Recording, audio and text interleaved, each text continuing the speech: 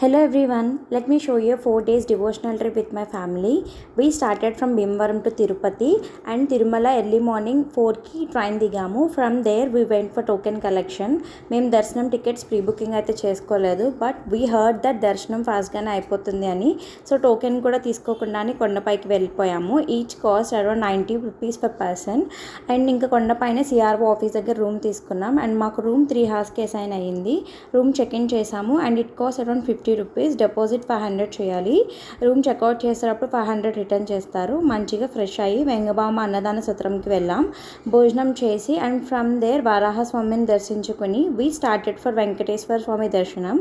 మేము అరౌండ్ 4కి లోపలికి వెళ్ళాము అండ్ మాకు దర్శనం around 1 AM in the morning complete అయ్యింది. వీ కంప్లీటెడ్ తిరుమల వెంకటేశ్వర స్వామి దర్శనం ఇన్ 1 day అండ్ ఇంకా లడ్డూస్ కలెక్ట్ చేసుకుని రూమ్కి రిటర్న్ అయిపోయాం. Please like and subscribe. ఇక్కడ నుంచి ఎక్కడికి వెళ్ళామో పార్ట్ 2లో చెప్తాను. Stay tuned.